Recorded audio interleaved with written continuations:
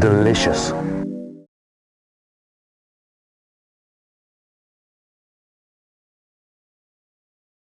In the espalier portion of our program here, we're going to incorporate some hard cut material. We're going to do a cherry, we're going to do a plum, we're going to do an apple, an aprium, and a couple of our pre-espalier trees. So we have a two-tier here, and we have a three-tier 6-in-1 apple. So it's already in a fiber pot, and it's starting to root out a little bit. It's starting to break dormancy a little bit. So what we're going to do is we're going to cut the bottom off the fiber pot. We're going to make a slice up one side. We're going to set it down in the hole, and we're going to pull the pot away. These are actually plantable pots. You can actually cut the bottom off and plant the pot and all, or you can just plant it just the way that it is. But it takes a couple of years, 3 years for that fiber pot to break down, and I'm a lot more comfortable, since this is the only fiber pot plant that we have, I'm a lot more comfortable cutting the bottom off and slicing up the side and pulling the pot away, so that we give everything the same opportunity to grow out. So let's get that finished up. Not much of a root system yet, but this is a real easy way to do this. Okay, we're not going to cut quite all the way up the side yet, so now we can just drop it in the hole. Make sure that we have the right angle that we want so that it fits into our trellis line. Finish that last cut, and out comes the pot. Minimal damage to the root system, minimal amount of stress to the root system, so we basically planted the root column just the way that it was in the fiber pot. This is a real interesting part of our project. This is going to be a Belgian fence, Belgian style fence using figs instead of apples or pears that are most commonly used.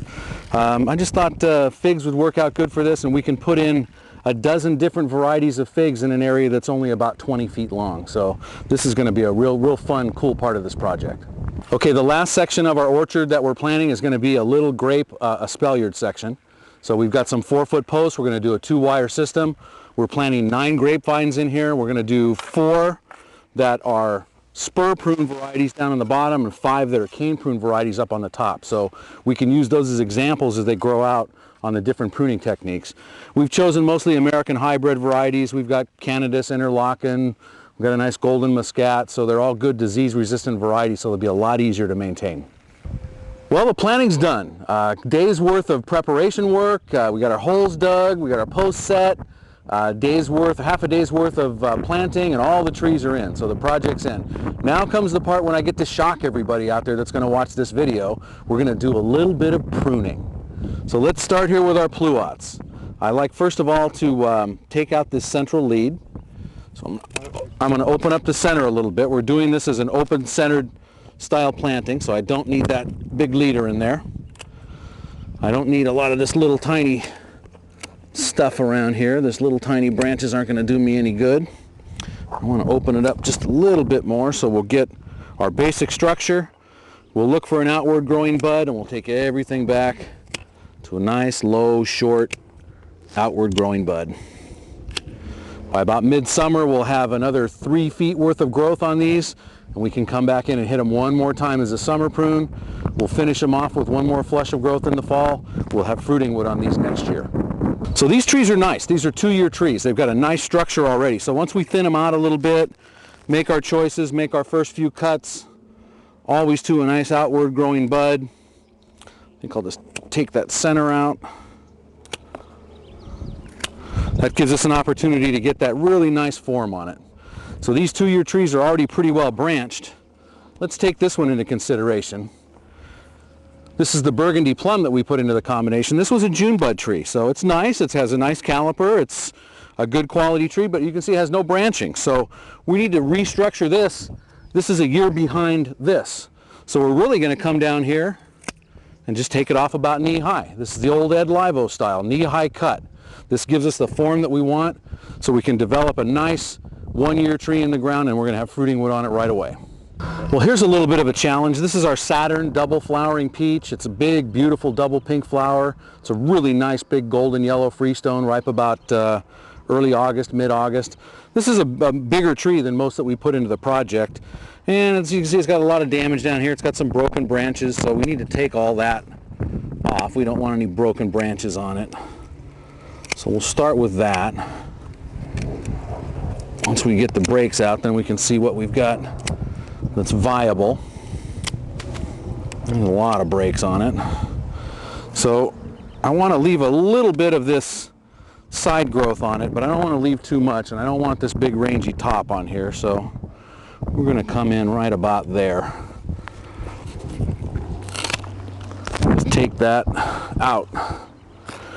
We don't need that at all. We'll just leave a little bit of growth on here. This way we've got some nice viable tissue here that's going to give us an outlet as the tree begins to grow. A lot of these buds down here, if we made too low a cut on this, some of these buds could be blind eyes and they don't want to grow out very well. So by leaving a little bit of structure up here, we have kind of an insurance policy that we'll get a good flush of growth on this tree. Well, I think this deserves just a little bit more explanation. I want to make sure that everybody understands that the biggest tree isn't always the best tree to buy. If you want to make a nice low cut on a tree, just like we did on our June bud burgundy plum over there, on a nice yearling tree, you're going to get nice viable tissue, nice viable growth buds from down below. But on this bigger tree, this big 1-inch caliper 2-year tree, you may not have a lot of growth potential down below. So that's why we left it a little bit higher, left a little bit more structure. But for making that initial low cut, you definitely want to try and find a smaller tree. You don't want to do that with great big giant trees like this, because the viability is going to be real variable. Sometimes they'll grow out really nice, other times you may only get 1 or 2 sprouts on them. So the biggest tree may not be the best tree for your purpose. If you want a low shrubby bush, which most of us really want, we want to grow a nice fruiting bush, we don't need a big giant tree. Our first low cuts are how we're going to structure it, so this may not be the tree of choice. You may want to start with something smaller. Another question that we're asked all the time is, when should I expect fruit production? How long is it going to take to get fruit off of my tree? And really, for most varieties, you're looking at a full season in the ground. A young tree like this is going to produce fruiting wood in its first year. You'll definitely get some fruit on it in the second year. If not the second year, the third year. And everybody thinks, well, okay, if I buy a bigger tree, am I going to get fruit sooner? But that's not necessarily true. You may get a few fruit that first year in the ground or that second year in the ground, but production time for fruit trees is really ground time. So you could plant a great big 24-inch box peach tree right next to a little June bud peach tree, and after 2 years in the ground, you're going to have pretty balanced tree systems. You may have the big box tree may be a little bigger, but it's not going to be that much bigger, and you're still going to be getting fruit, a reasonable amount of fruit, after 2 years in the ground on both trees. One of the things you always hear me stressing when I'm talking about pruning is pruning to an outward growing bud.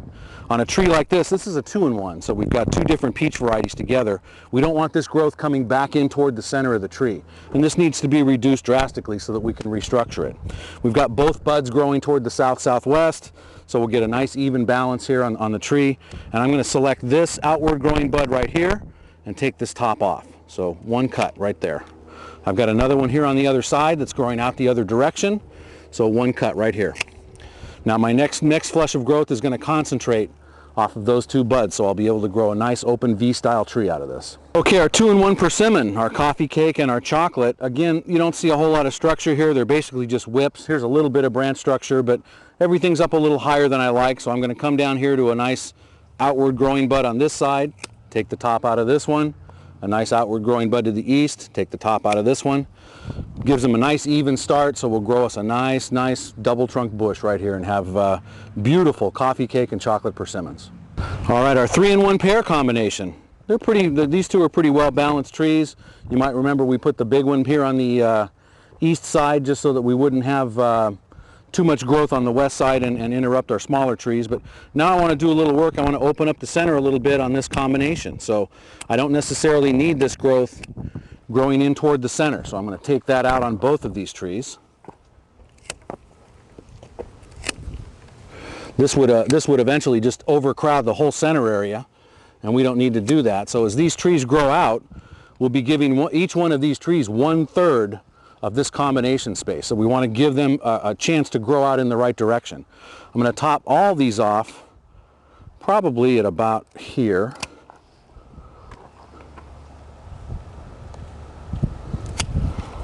Maybe a little shorter on that one, so about there.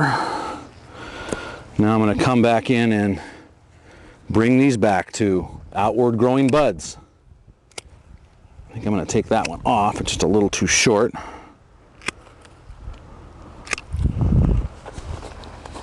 Same thing on this one.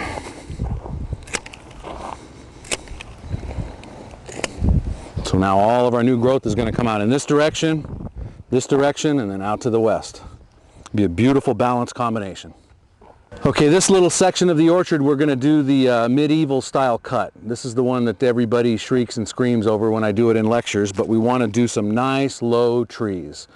One of the projects that we've worked on for years and years is the 4-foot Santa Rosa that was down in the old part of the Budwood orchard. That tree is going to have to be removed in the next couple years, so I want to repeat that. I want to start with another 4-foot Santa Rosa. This is the first tree in the row of really low cut trees, so we're going to go right down here to about 18 inches and just take that out. So we've got a nice rootstock, a nice bud union. I've got a little bit of structure here that I'll maintain, and we're going to regrow us a nice short low 4-foot Santa Rosa. The next tree in our low cut section is a cotton candy apium. This is one of the finest varieties that's been released in a number of years. It's self-fertile, it's low chill, it's high chill adaptable, it's a nice white fleshed apium and has done extremely well in our taste tests. We didn't have a nice bare root tree to work with because we sold them all, so we pulled one out of our potted program. I'm going to do the same thing here. I'm actually going to come down, cut the tree and the stake, knee-high cut, 18 inches. Here's an apple. This one happens to be Brayburn, so I'm going to take that out because that was a little low. I think I will start this one off about right here. And here's the last tree in our miniature part of the orchard, Double Delight Nectarine, beautiful double flowering, bright pink, nice golden amber with a red blush freestone mid-season nectarine. So let's come right down here. We'll leave just a little bit of structure, 3 cuts to outward growing buds, and we'll grow us a nice low Double Delight.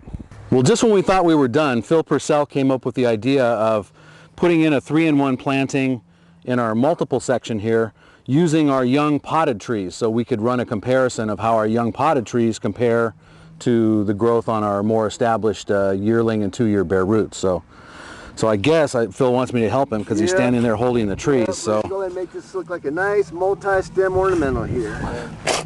So these three are being planted on close spacings. So this is going to look like a nice multi-trunk tree.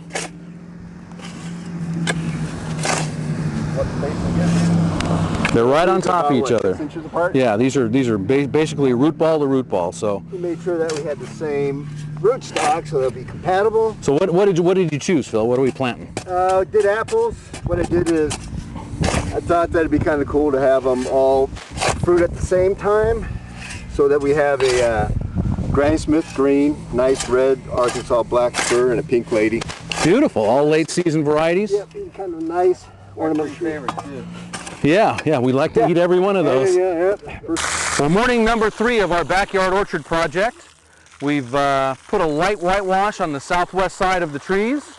We're going to give it one more good thorough irrigation, and then we're going to walk away from it for a couple of weeks and let things start to sprout.